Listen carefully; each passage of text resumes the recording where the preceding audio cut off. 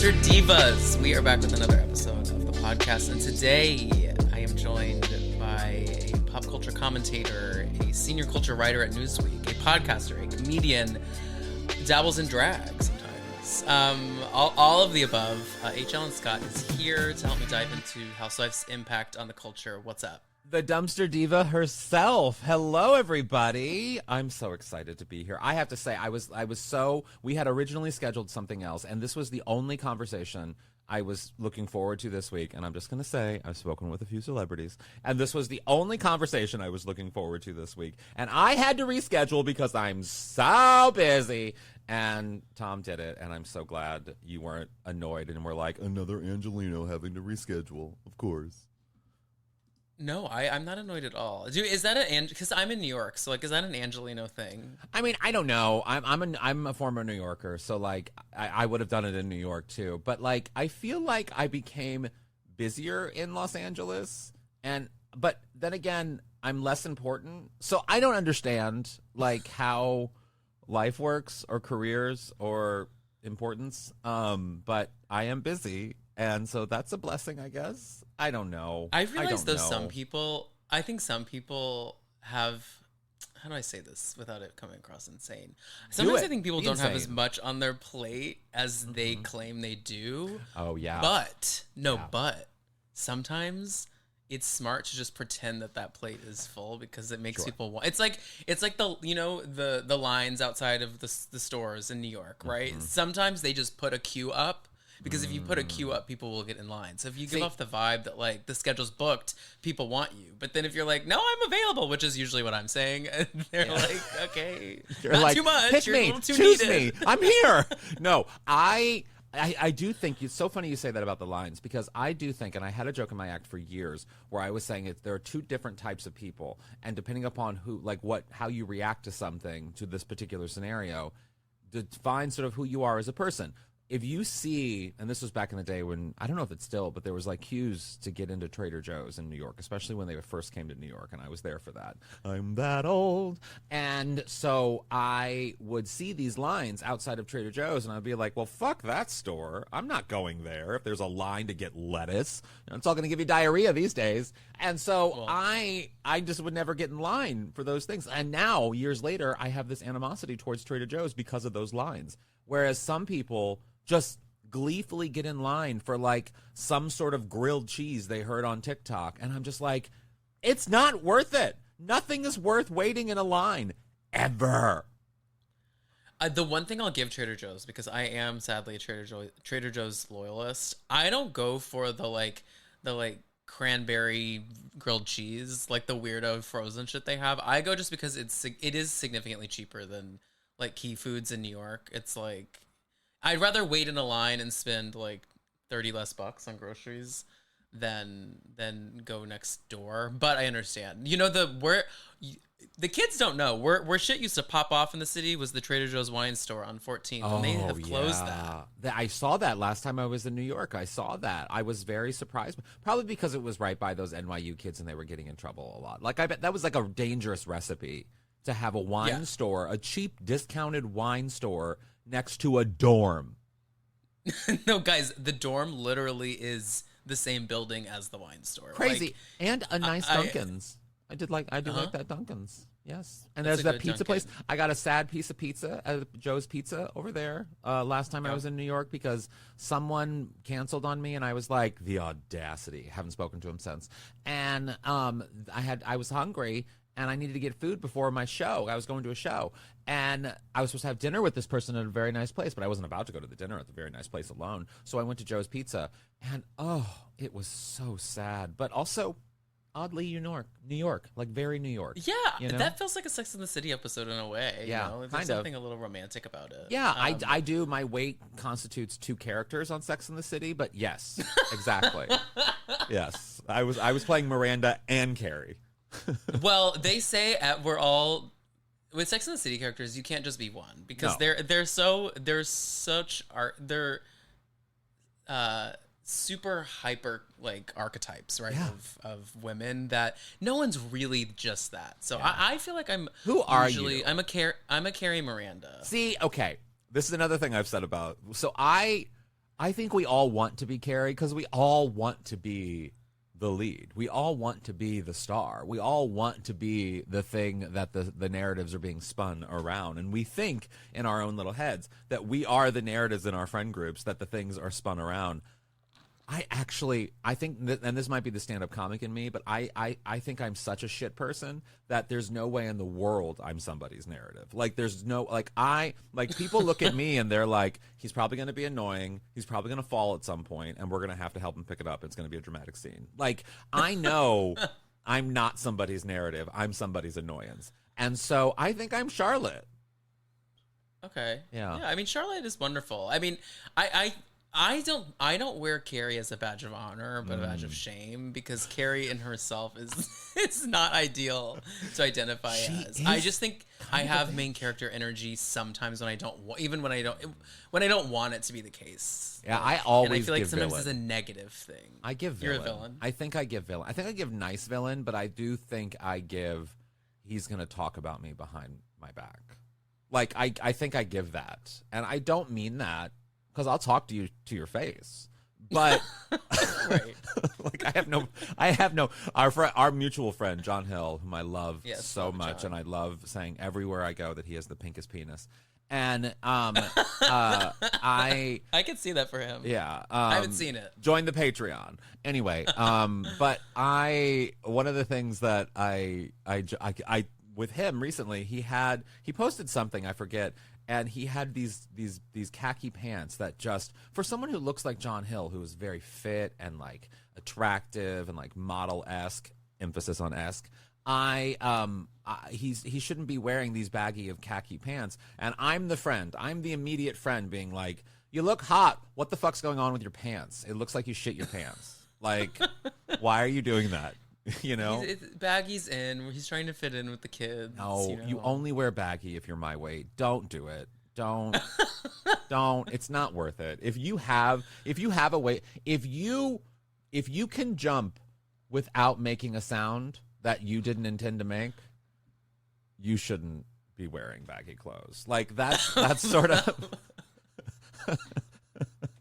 but I like a baggy, like a boyfriend taper, you know, like it's like God, baggy, but then tapers down. No, if you're hot. Wait, you want me in like a skin tight jean? Why not? I'm not saying skin tight. I'm just saying something fitted. If you even if you don't, if you have the confidence, because like, listen, people who have a kink for, you know, someone like me, which once I did get paid to dress up as a pig and to go to like a weird sex party in New York. But I know you're fucking lying. Yeah, but no, I'm not. I swear to God, I got paid $250 to dress up as a pig to go to this sex party. It was like a warehouse sort of sex party thing. I didn't actually like it was like more of a dance. It was like a rave thing. And anyway, I got paid to do that. But what I'm saying is, if you feel confident, aka you're hot, I think you should wear clothes that like fit you. Whereas like for me, I feel like the caftans are for the girls who feel a little insecure. And yes, I mask it with the face of a clown, but I belong in caftans. And these homosexuals go into Fire Island, living their Speedo lives, but then doing the caftan heel thing as like a fun Sunday activity, fuck all the way off. I co-sign that, though. The caftan work is you have to. That's a lifestyle that you have to fully be a part of. You can't really just do. it. Speaking of getting to the topic of the episode, Margaret Josephs is a caftan queen. She is someone I've been to her home. We had a lovely pool party. I did not get in the pool at all, but she would be the type that could own a caftan. Now, she has a great body, so like she doesn't need to be wearing a caftan, but she just has the vibe of a caftan, because the caftan is a vibe. You have to be a queen to wear the caftan and to actually own it and not just look like you don't belong at the Pizza Hut party. You know what I mean? Like you correct. Like you gotta really own that caftan lifestyle. I feel like I do. Well, also caftans really can only be worn by stars. Oh. And some of these gay girls, no matter how much you think you are, you don't have the star quality to rock a caftan. Let's just call that what it is. That makes me. I feel like you're flattering me now, because I know I can rock a caftan. No, you can. You have it. And thus, she's a star. Well, ridiculous. today, guys, we are chatting just about Housewives at Large in honor of the 20th anniversary of Real Housewives of Orange County, 20 years of Housewives. And, I wanted to get H. Allen here on the show because you really have your hand in lots of pockets of pop culture. And I wanted to kind of figure out, like, where you have seen, like, the biggest impact of Housewives on even scripted reality. Like, outside of reality, like, where do you turn your head and be like, that's Housewives, like that was Housewives impact? Yeah, that's interesting. As you say this, one thing that comes to mind is actually in the editing of scripted content. For example, a staple of Housewives is that quick cut, which is, you could argue, goes back to like a 30 Rock or whatever, but like there is that quick cut with the music underneath it, and it tells you when comedy's coming, it tells you when drama's coming, it gears you up for emotion. Now, that's a soap opera tactic from years and years and years ago, of course, but the way in which the Housewives became the modern day soap opera, and the editing styles that were so clearly influenced by soap operas from Andy Cohen's childhood, so like of the 70s and 80s, not to age, but like there is that editing style of the dramatic, and then of course it's very telenovela, very whatever, and I find that influence. If you watch like a Grey's Anatomy, for example, there's so much music. Like if you watch, like there's so much underneath some of these programs that, pulling out my B. Arthur, that exist in these scripted programs because of Housewives and the popularity of Housewives, and more so that we as a culture have gotten used to the editing style of an episode of Housewives, and thus editors have utilized subconsciously that style that we're all very used to and familiar with in scripted programming because of Housewives, which is fascinating to me. Bonjour, compadre. It's the Priceline Negotiator. How do I negotiate so many great travel deals? My greatest gadget, the Priceline app. It's got hotel deals, flight deals, rental car deals, all of those deals in a bundle. Deals, game day deals, concert trip deals. No one deals more deals than Priceline. Hold your horses, there's more. The app lets you filter hotels by neighborhood, vibe, star level, and amenities like pools and spas and beachfronts and... Wait, I'm not done. Stop cutting me off. Priceline. This podcast is brought to you by Versed. Guys wear that guys wear. This fantasy football draft season, Verse Limitless Pants should be at the top of every guy's watch list. Because while some guys are sweating whether to risk it all on an up-and-coming rookie, fall back on a trusted vet, or to just ride with whatever the auto draft tosses at them, gearing up with the Limitless Collection's versatility, comfort, and style is always a sure thing. Versed. Guys wear that guys wear. Only at Dick's. Yeah, I agree.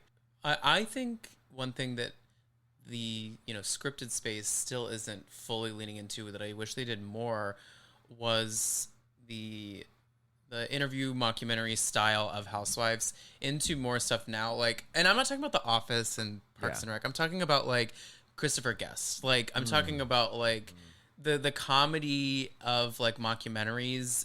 Part of what makes Housewives laugh out loud funny a lot of the times is because the like situation is happening and we're cutting to something else. Yeah. And we're cutting to a wife commenting on, can you believe her? Or like, because that's kind of one of the things that keeps the story pushing, you know? And I'm curious. I wish that was more impactfful into some of the scripted media. Yeah, I mean, I wish, and the thing is, I feel like you got to give it up to these editors because they're the ones They put it together. They put it together, and they know. I mean, it's that relationship between the editor and the producer, of course, and they really shape the show. Like, they see what's going on and they shape it. You see it on things like Drag Race. You see it on a lot of reality shows. But Housewives made it. And again, I go back to the soap opera of it all because, like, the impact of soap operas on housewives in general is just so colossal. And like, I was never a massive soap opera person. I was always a primetime person. Like, give me a Desperate Housewives over a Days of Our Lives any day. Yeah, me too. Yeah, I never really understood. I love it. I love a Melrose Place. I love like a primetime soap opera. But Melrose Place, when what's her name took off that wig and she revealed the scar, I mean, that like changed me as a human. And so, but yep, and that's a great scene that, like, nowadays, if that was the reveal, you would have that music and the whole editing and the way it would show. But you're right. I do wish, I don't know. I kind of go back and forth on it because to me, in a scripted way, if you use the interview style, like as a comedy person, if you use the scripted style sort of response, it's almost like a cheap joke because it's an easy joke to do. Like if you know that you can get like a response in a really given way from it really is a delicate dance of it being cheap or like very amazing, like on The Office.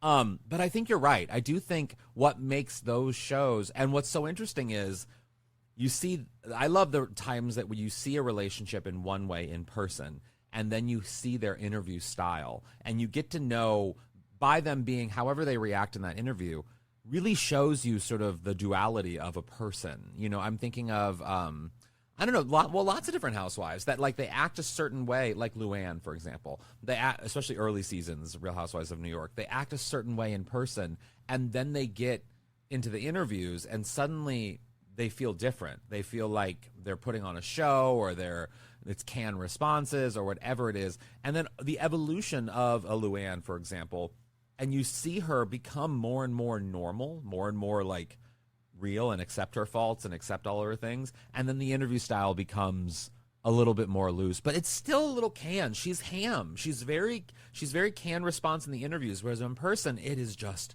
gold. Yeah, I agree. Some of them do better work. Like some do better work in the chair, and some do better work in the field, if you will. But those chair quotes, oh, so good. Ramona, speaking of New York, I mean, my God, those interviews. It's just Well, I mean, it's honestly what endeared us to Bethany for so long was that she felt like a version of us watching the shows, because a lot of times our reaction to the old biddies doing crazy things aligned with her reaction to it. Now, it is unfortunate that she's since become like just absolute. I don't know what happened there, to be honest. Like the Greek chorus of it all is just complete. She lost touch of her. You know what I'll say about Bethany? Now, I like her as a cultural figure. I agree. Me too. I think she's an important pop cultural figure. I agree where she is now. I will say, and I only say this because I've interviewed her many times. I've had her in the magazine many times. And I like her as just an interview subject. But I've always found that sometimes it's the questionable rank of stars that are sometimes the hardest to interview, because they take themselves a little too seriously. And so there's a high maintenance that comes with both setting up the interview and then how they react to you. And then I'm thinking of like massive stars, you know what I mean? And that I've interviewed over the years, and they're easy as could be. They're chill, they're relaxed, they follow up personally. Like and so to me, Bethany's kind of in the first camp of, it was difficult. She was difficult. Like, she was a difficult chat. Not even just actually in the chat, but like being a little dismissive of the person. Like it was it was a reactionary thing. Like, oh, I'm just supposed to talk to this person to promote this thing. And it's like, well, no. Like, and in the back of my head, I'm thinking like, I actually don't need to interview you. Like you're not doing anything for me in terms of this interview. Whereas this massive star definitely is doing something for me. And why are they more cordial and like welcoming than you? And not that saying you're not as talented or whatever, but like, I don't know. I feel like we all could just be a little bit nicer.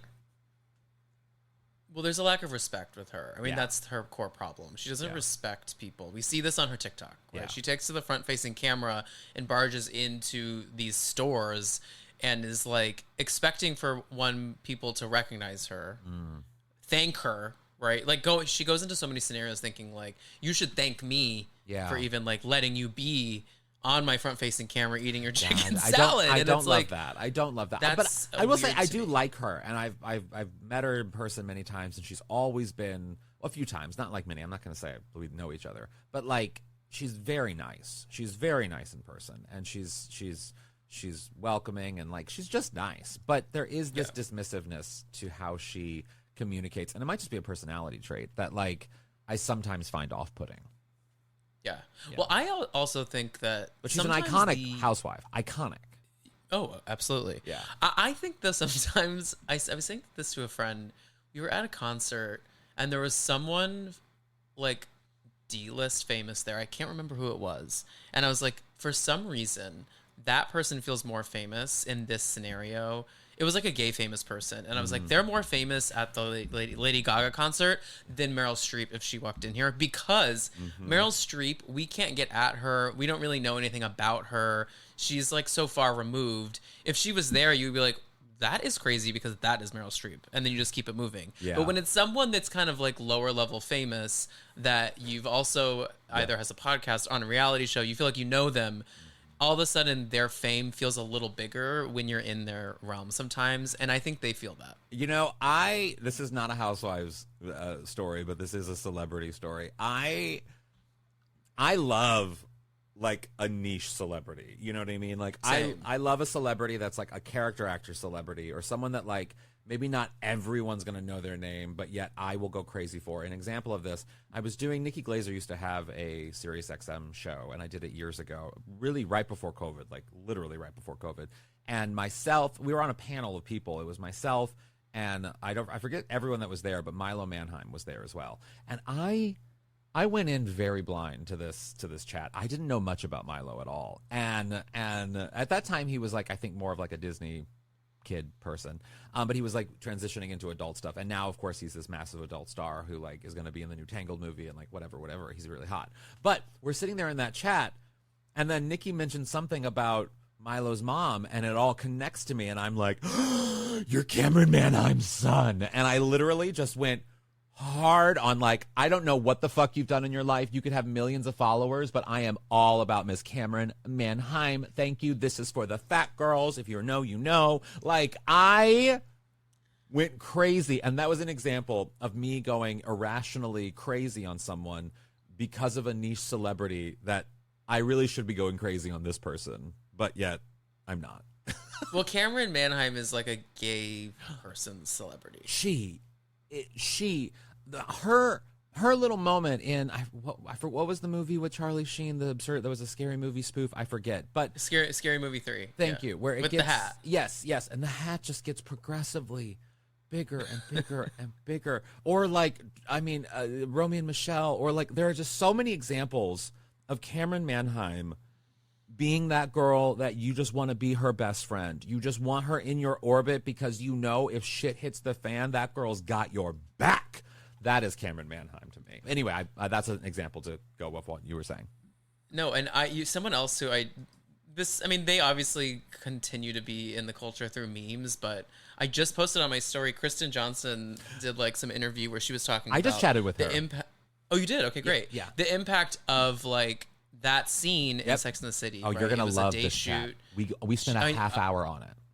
Oh my god, I can't wait to listen to it. Yeah, this was on I'm trying to figure. This was on the Conan's thing, I think, or maybe something like that. Yeah. It was on a Team Coco thing. I just looked at it. But yeah, she was saying like you spend 8 years on a sitcom and you think that's going to be your legacy, when in reality your legacy through the internet lives on through a day shoot you did on Sex and the City, and it's just kind of crazy because you don't know what's what. And she's another person that is like a gay I literally, this celebrity. was the entire conversation, was she's promoting Leanne, and of course we talked about Leanne, and this is it isn't out yet. It'll be out in a few weeks. I don't know when this comes out, but like I'm either giving you a preview or you've heard it already. But in the chat, I literally open it up by being like, I don't think you understand the impact of homosexual reference and devotion that we have for you because of who, just in general, you are, but particularly because of that one scene. I once posted it wasn't even her. It was just the window frame that she fell out of as a post on Instagram. And immediately, it was like thousands of likes. People knew exactly what I was talking about. And I was like, this is the day I'm having. And like, people knew immediately what I'm talking about. And that's when you know something you did as an actor has a cultural impact. And what I find so fascinating about it, her and I talked about it a little bit, but like, it becomes, and Housewives is this too, and I'm obsessed with this aspect of pop culture. It becomes the narrative of it becomes the way in which friendships communicate. So like I chatted with this with Lisa Kudrow as well about how the comeback and reality shows that are sort of similar to what the comeback was spoofing, they become the language of friendships. They become the language in which we connect with people, strangers. Like if you and I, we don't know each other, but we connect over these things. And we could have hours of conversations over these niche things and use these quotes and references and these things from these Housewives seasons or whatever it is as the language to set up a connection with another human. Oh my God, how beautiful is that? That like these little niche things actually can bring people together in a way that makes it so that you have a friend wherever you go because you do this hand gesture and you immediately know it's Jane from the comeback, or you do, I'm trying to think of how, don't be all uncool. And as soon as if you say that in a setting and two people get the reference you're getting, those are your friends at that bar that you were alone at for a little bit. Like, it's just, I love that about that kind of shit with pop culture. And Kristen Johnson's scene is, I think, an example of that. But it really floors me how these little things can like become the basis of years-long connections with people. Yeah, it's a shared language. Yes. And, I mean, one of the reasons I love pop culture too is just that I'm a very curious person, and I like to learn about why people like things, you know? And like, while they're like, for instance, like you were talking about soap operas, like that's something that missed me. Like I still want to consume types of soap opera content to understand like the legends of the genre, understand why it is, what it is, Well, I do that with music. So my friends like to joke that my joke always is like, I don't get music, because I don't understand music. I don't listen to music in that way. I just don't consume music in that way. It's not my area of culture. But because I'm such a curious person, a lot of times I will play the top 20 or whatever it is just to understand what the hell people are listening to, because I want to be in on the conversation. I just don't always get it. Yeah. No, I mean, same. But I think that's why we're pop culture people. Like, we just want to see what people see. Yeah. Recently online, earlier this week, Subway Takes did this interview with Shia Blanca, where she said that the Real Housewives franchise, her Subway take was that the Real Housewives franchise is the most important anthropological documentation of modern women that we have. Now, this is a take that I think has been circulating for a long time. A friend of the pod, Ira Madison, was saying Love online, Ira. like, love Ira. And Ira's takes are often just completely on. And he was like, I like this, but this has also been said since the show kind of aired. And I don't disagree with him on that. It's also complicated. It's a complicated statement because, like, you got to admit that these women are casted with the intention of drama. So it's a very particular type of person. And for something to be sort of an anthropological example of who we are as a culture, I often don't think that, like, casted something that has a motive behind someone doing something, it can be the source of a cultural definition or defining thing. Like, I sometimes think it has to be organic, and it has to be, you see these things like the blowjob girl that's going crazy on QVC right now. Like, that can't be that. There's no one could have spun that other than that woman on television. Yes, someone had to put her on television, but they didn't put her on television thinking she was going to say blowjob. That was just an organic thing. And to me, that is what defines who we are as a culture, because, clearly this woman just had blowjob on the mind. And so, which, God bless her, because, like, you're going to be great at a gay bar someday, girl. But like, it's just so natural. And yes, I think the women on Housewives, they become sort of that. They become sort of cultural signifiers for, like, where we are as a culture. But I also don't want to ever forget that there's someone behind the scenes spinning whatever narrative I'm watching and not lose that reality. I think that was the importance of the comeback, is that the reality in which we're watching that is being presented to us is often not reality. And that, I think, is so key to understanding how all of this works. Yeah, I agree with that. I also think that, women are not a, monolith. Like there are so many different types of women, and I don't think that all housewives fall under that descriptor that they are, because I find that the houses that I'm most drawn to, the housewives that I do think are like really elevating voices of an age bracket, are the women who went from being at the local grocery store to all of a sudden a camera's following them around, like Dorinda Medley or Karen Huger, or most of the Roni women from the old days, like, and the early OC women, like those are people that did not have a plan to be on television, and some of them didn't have a plan. And now their plan is to be themselves on camera. That's who I'm gravitated towards, and that's who I think that statement kind of leans towards. I agree. That's why I think Rhode Island was a massive smash hit this year, because those women didn't really have an ulterior motive. Where I kind of deter is from Housewives a lot these days on Beverly Hills, for instance, where it's women coming on for business to stuff. hawk something, a business. That's not totally what I'm. I'm here to support a female business, but I'm not. No, I don't want it sold to me on a show. What I think is interesting about that, and sort of to maybe counter that point a little bit, is I think there's good examples of that and there's bad examples of that. You see someone like, I'm trying to think of an example. The rich woman from Housewives a couple years ago who had all of those. She had the baby and she lost it in the bathroom. They're like all that drama of, what was it? What was her name? I forget. She was on one season. Very rich. Wait, woman. which franchise? Beverly Hills. Very rich. Oh, Diana Jenkins. Thank you. Yes. And Diana came on, and it clearly there was motive behind her joining. She did not need to be a part of this franchise. There was just motives behind her joining the franchise. Whereas I look at and I'll admit my biases. Margaret Josephs is like my everything, and we have a personal friendship. But But I think she's a good example of someone who, yes, clearly went on Housewives in order to establish herself as a businesswoman. And, well, she was already established, but to further establish herself as a businesswoman in the space and to amplify her business. It was a business move for her in a lot of ways. But yet she was real.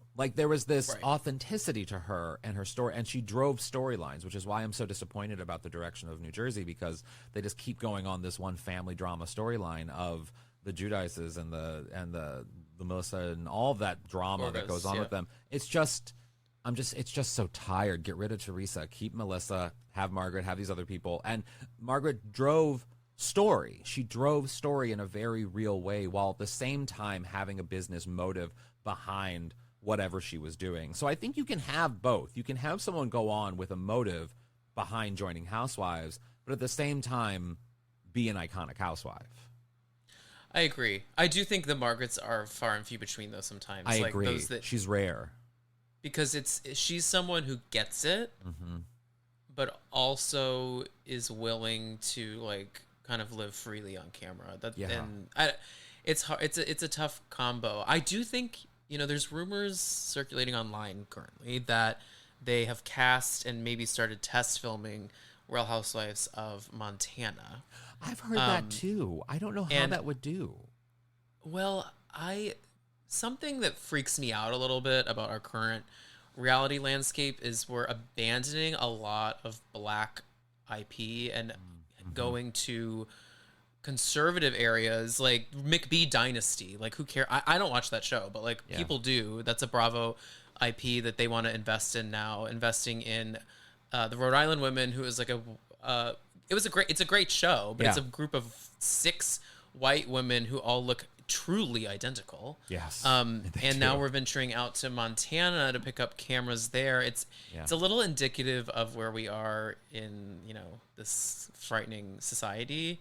I'm not sure that I align with that being the next place we go. However, I do think finding these rural areas are the only places that we can get these women that we're talking about that don't have an MO and I don't know about that. I actually, I hear you on 2 points. I do agree I do agree that so much of entertainment rests on the legacy of Black entertainers and just people of color in general, and how white people have co-opted sort of forms of entertainment for years and years and years and made millions off of it, while Black people were or people of color in general were doing it in a different way, and we just sort of took it and ran with it in different ways. And of course, because of our skin color, then it became culturally big because whatever, you know, the history of all of that problems. Yeah. But like, I think because of that,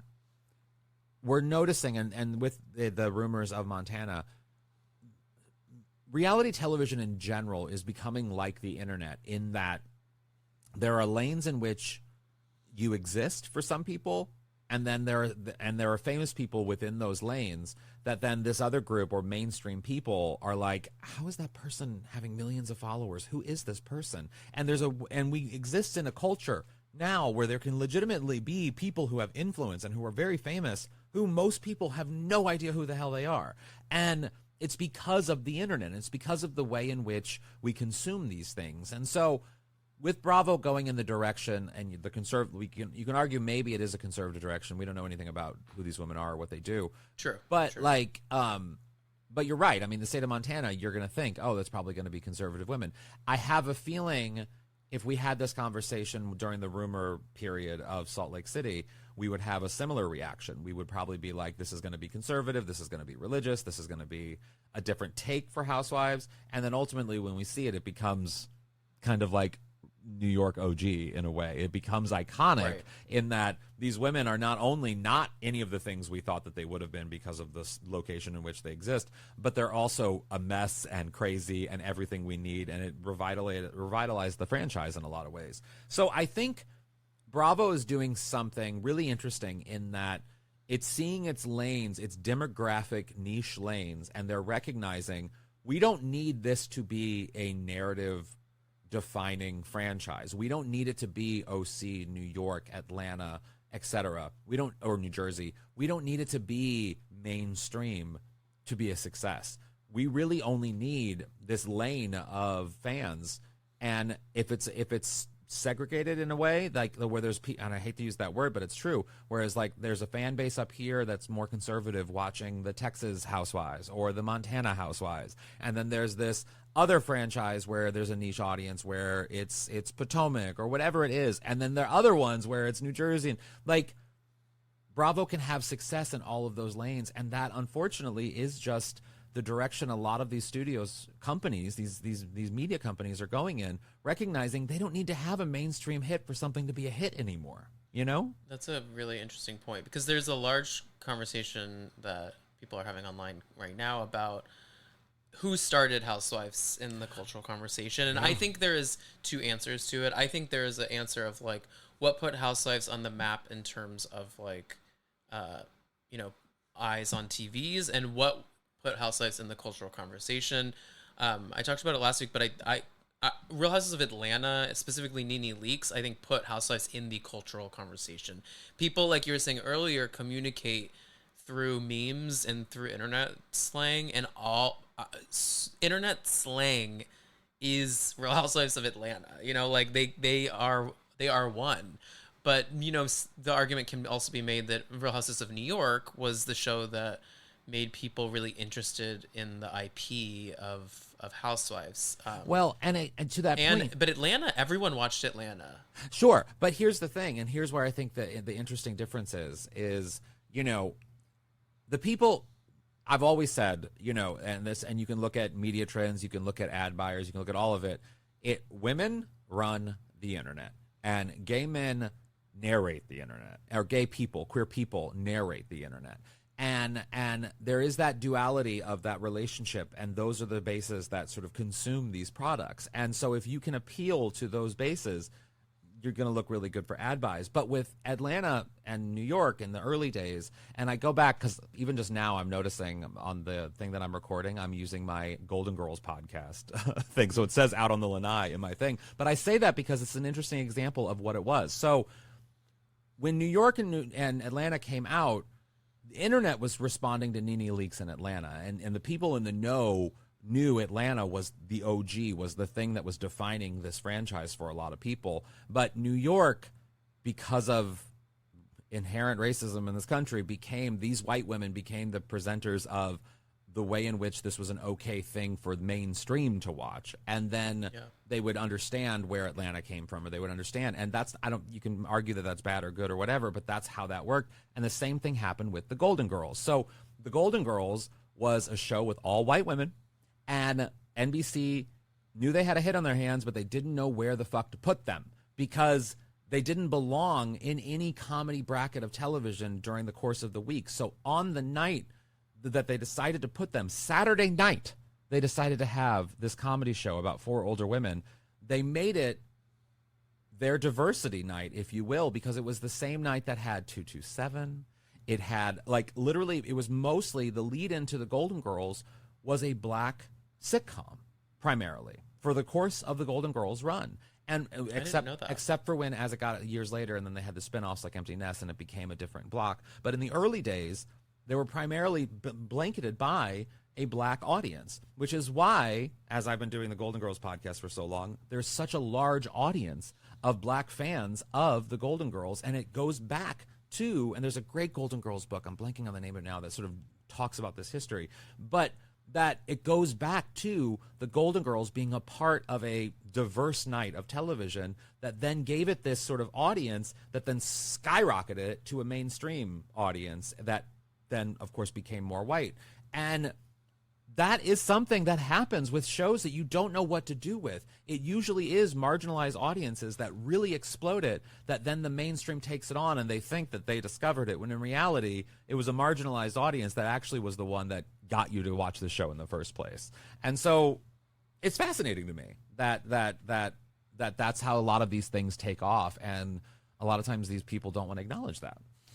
No, that's a great connector point right there. I didn't know that about the Golden Girls programming. That's really interesting. Well, I had learned that years ago when I was doing a thing for TV Land, and they were giving me demographics of Golden Girls, and I knew it from the podcast, of course, and our audiences and everything. Like, I saw it, I physically saw it, but I know from my own Instagram audience, it's primarily women and queer people, but it's mostly women. So, like, I knew the audience would be mostly women.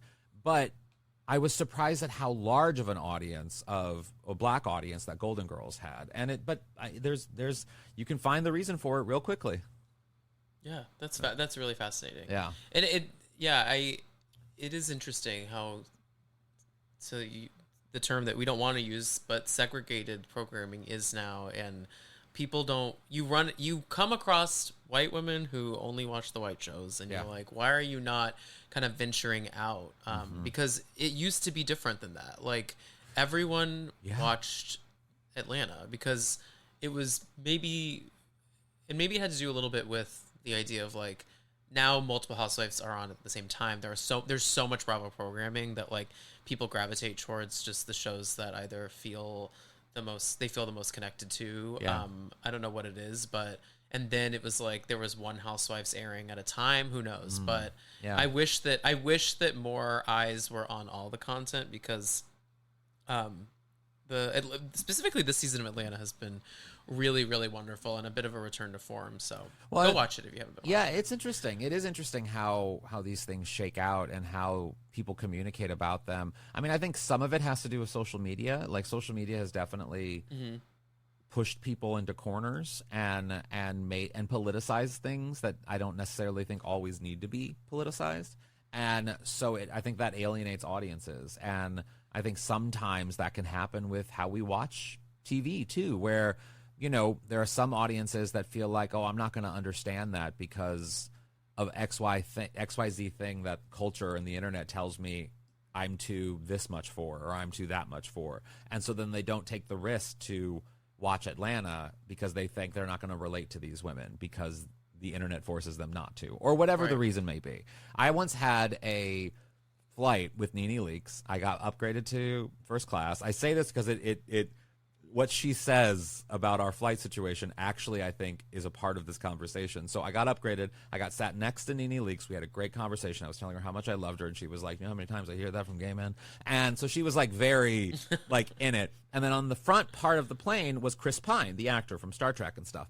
And I was like, oh my God, Chris Pine is up there. And we're talking and stuff, and she doesn't know who Chris Pine is. And then we get off the plane, and Chris Pine's waiting for his bags, and I'm waiting with Nene. And I say to Nene, oh, yeah, so, I mean, the Chris Pine actor, he was like in Star Trek, and she looks up, because this time she can get a clear view of him. She looks up, and she's like, oh, I don't know the white ones. And it was really funny. It was a really funny line, but it also, I think, is indicative. And I told that to Chris Pine years later, and he loved it. But, like, it's indicative of how the internet pushes us into corners that we're supposed to be like, that's not for us. I'm not supposed to. Like, I look at Yellowstone, for example, or even for keep it in Bravo, like Summer House and stuff. I look at Summer House and I'm like, that's not for me because I'm too old or I'm too whatever it is. Like, the internet, I think, and other factors force us to not partake in things because we think we're not going to get it because of the way it's presented. I feel that for me right now, I can't. I tried to consume Next Gen New York, and I'm like, this just feels so far from me, especially living in New York. Yes. I thought I would feel a little more, like, included into what it was, but watching it, I'm like, this is so far from me. I don't know that I have the bandwidth to, like, consume Gen Z. Same. Like language. Yeah. I mean, I watch it as, like, I'll watch the clips and stuff, but, like, I just can't invest in actually watching it because it's just like, I have old seasons of Housewives to watch. Why am I watching this? Bonjour, compadre. It's the Priceline Negotiator. How do I negotiate so many great travel deals? My greatest gadget, the Priceline app. It's got hotel deals, flight deals, rental car deals, all of those deals in a bundle. Deals, game day deals, concert trip deals. No one deals more deals than Priceline. Hold your horses, there's more. The app lets you filter hotels by neighborhood, vibe, star level, and amenities like pools and spas and beachfronts and... Wait, I'm not done. Stop cutting me off. Priceline. Well, speaking of old seasons of Housewives, I want to just get your thoughts on, are there any franchises, seasons, Housewives, trips, like, that you think are adequately hyped in the franchise that you would point someone towards to be like, yes, worth every penny, like, really worth your time? And then what do you think is a little underrated? Oh, that's so interesting. I think those early Housewives New York trips were like Morocco and Scary Isle, like all of those are like cultural defining Housewives trips that are just so important. I think a lot of the Beverly Hills ones, people love the Amsterdam because of the Lisa Rinna clip and the "Don't Come Boy Husband" or whatever. Like, I think that's actually a little overrated, to be honest. I agree. Mean, it's a great scene. That moment is great, but the actual trip, kind of a snooze fest. And well, guys, if you haven't gone back and watched it in a second, what you don't realize, just because the moment has lived on through memes, that moment happened 30 minutes after they got off their flight. They like literally got off their flight, took the car to the dinner, sat down at dinner, started fighting. Yeah. The other 3 episodes of the whole trip are not that. That's just literally the beginning of it, and I do think it's looked at as amazing when in reality it's a little like but I think Morocco, actually, New York, is a little underrated at this point. Oh, you think? Yes, because Scary Island kind of transcends time and space, I think, forever. Like, people will always reference that. Oh, yeah. I don't think people go back and watch Morocco as much as they should. I also think Roni season 4 was a little bit of a weird season. I love Roni season 4. Oh, you do? That's interesting. When Bethany leaves and Jill is out on an island on her own, and you would think would be the star, but then you quickly realize that Jill, whom I have no relationship with whatsoever, but like, I'll tell you offline an inappropriate joke that we had at an event once. But like, there is. Jill goes from recognizing that Bethany is the star of this show and thus feeling jealous that she's not a part of Bethany's rise, to then Bethany leaving the show because she's so famous that she gets her own show. And then Jill immediately assumed that the story would be about her and she would be the star of the show. And then immediately it pivots to Ramona. And the show is Ramona and everything around Ramona. And it's a quiet build, but like the show becomes the chaos of Ramona and her friendships and relationships and how she interacts with people. And you see Jill panicking because her relevancy is like quickly diminishing, and in a way that this woman is just trying to matter, and it's Just not trying to matter is it's so sad. It's not working. It's just not working for her. And even on that trip where what's her name? Oh God, Alex. Alex has the half curled hair, and she and even in that scene, Jill is just like, what is happening? Where am I? Where am I? Like, it's just, and Alex is just, oh my God, and even Alex is stealing the show from Jill. I Like, love Alex. And Alex is making a cameo on this Ultimate Girls Trip I season know, that's airing. I've seen. She comes up in a bit. I can't wait to touch down with her. The way in which I became friends with the guy in the scene, the photographer, the fashion guy in the scene where Alex is listing off the runway shows that she's a part of. Yeah. The way in which when I first met him, and he's a good friend of a mutual friend, but like that when I first met him, there were legitimately famous people at this party, like arguably very famous people, and I'm like, oh my God, I love you. like he became my person at a party. And I mean, now we're friends, but like, yeah, it's God, that trip. I'm trying to think of other trips that, like, you know, my favorite, so, and this became a trope as Housewives grew as a franchise, but I love the franchise, the seasons of franchises where they can't travel internationally because one of the women is involved in something legal and they can't leave the country. And so they have to go like those years in New Jersey where they go to like upstate or something, and it's just like they go to Lake Placid. Oh my God. Like, what is happening? Like, or like in Salt Lake where they have to go to and it's just there was a trip. What's the trip where they went where they're on that bike that you drive through the street and you have to pedal it yourself and all 6 people are pedaling? Wherever they went, like they went to Santa Barbara or something, and I'm just like, why are you going to Santa Barbara? It's so good. Roni season 4 was in Morocco. We're in Santa Barbara. We're in Santa Barbara now. Why are you in Santa Barbara? Oh, it's because of Jen. Got it. Okay, you can't leave the country because she'd get arrested. It's just so perfect. I love it. It is funny. Yeah. And lastly, what do you think is next for these franchises? Like, how do they continue to stay in the cultural conversation? Yeah, I mean, I think, you know, I wrote about this in the magazine a couple issues ago when OC came out, and one of the things that I'm noticing is, you know, oftentimes with, like, for example, when New York rebranded and it had all the new cast and everything, like, it didn't really hit in the way because we remember these women and we want to go back to these old women. And, like, I don't envy the casting of these Housewives seasons because, like, it is a delicate balance of making sure that it has a touch of OG but is also new and brings something different and fresh, but at the same time respects what the audience wants of these OG women, and they have to get along with these OG women. And so, like, there is this dance that casting has to do. And so in terms of the future, I mean, I think Rhode Island is a great example of a fantastic season of television that that introduces us to women, but again, smartly, it is anchored in an OG franchise that gives us sort of a taste of, like, oh, this is familiar territory for us, being New Jersey, of course. And so, like, which is why I think Golden Life is going to be so popular, is because, yes, it's using these OG women, but there's a newness to it as well, and it does that dance. And I think that is the future of Housewives, is I think they're going to be utilizing a lot of OGs. They're going to be utilizing a lot of bringing surprises and bringing people back over the years, or like having a surprise stunt casting of someone like a Vicky in the new season of OC.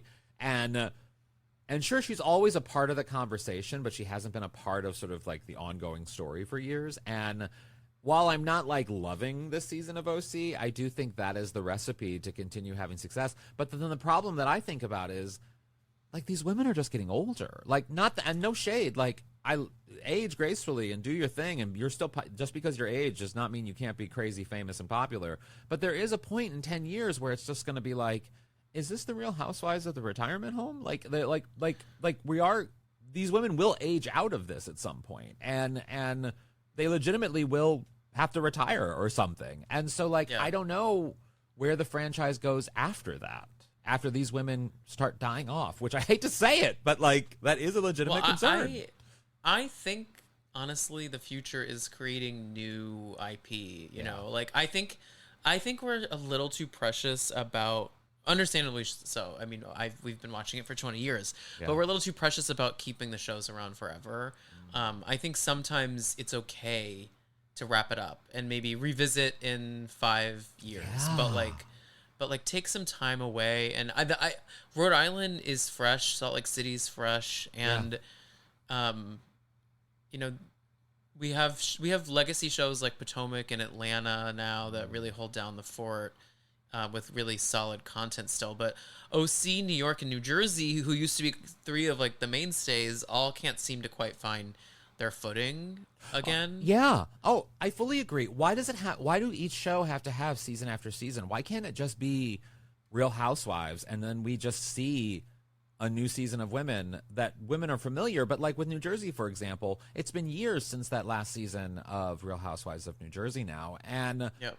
I wouldn't mind them taking a 3-year break and then revisiting and picking up cameras with that cast and seeing where they are and stuff. Like, that to me almost seems refreshing.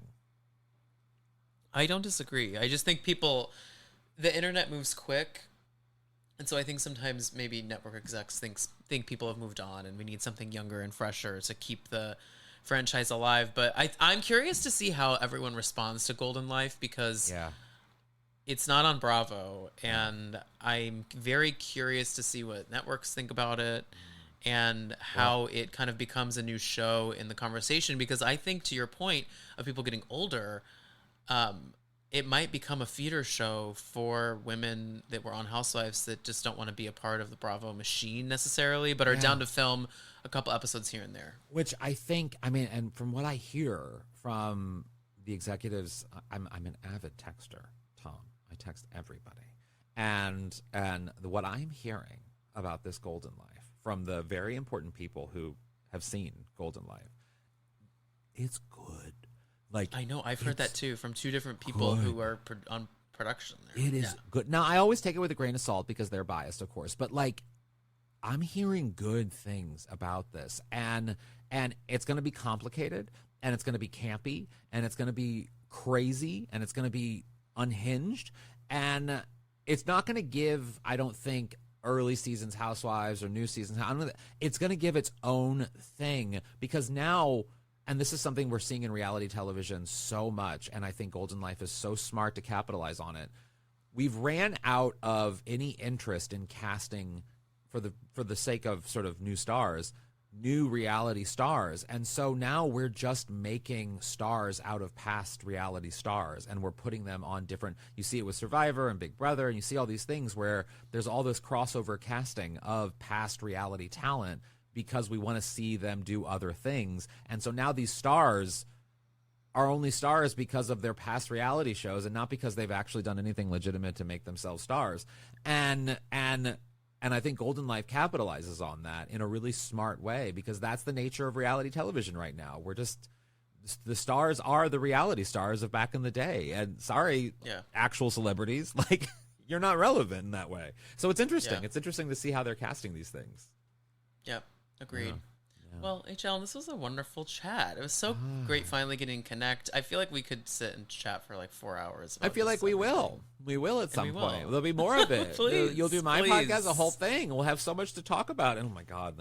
Speaking of that, wait, but I didn't even plug your podcast at the top. But tell everyone where they can follow you, the shows that they can listen to you on. No, but tell people. Y'all know how the internet works. Google.com.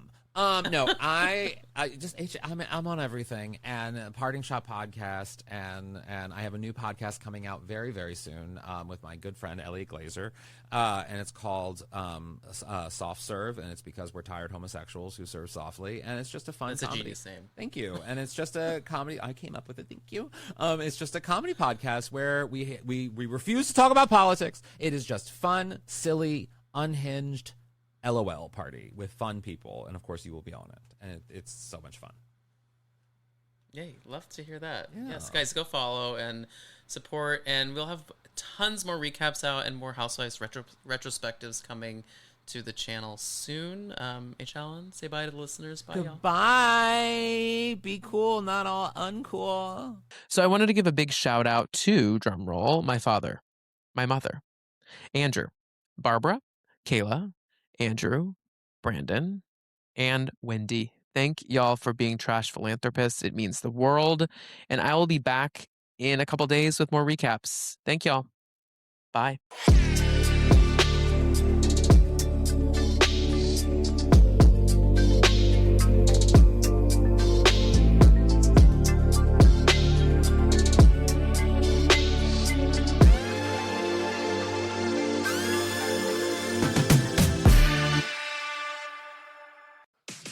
Are you looking for a new favorite podcast? Are you looking for a podcast about movies? Are you looking for a podcast that strictly covers 80s, 90s, 2000s movies? Are you looking for a podcast that's going to be doing movies like So I Married an Axe Murderer, Hot Tub Time Machine, Grandma's Boy, and Ghost?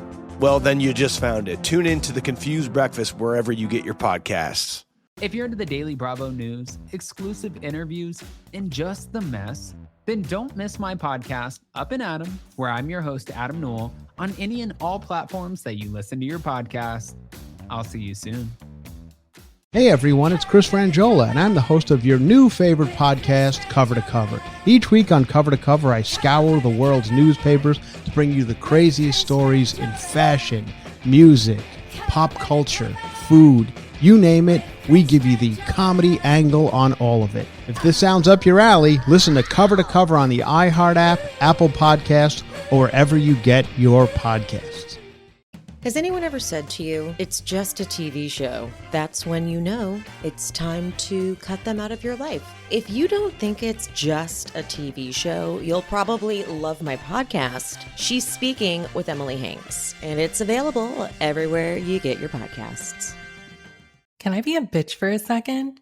Hey, I'm Raven James, host of the Bitches Better podcast. Join me each week as I dive into the latest in reality TV and pop culture. It's like gossiping with your best friend over a glass of wine. No filter and all the fun. And of course, I've got some personal stories to spill too. So settle in and let's chat.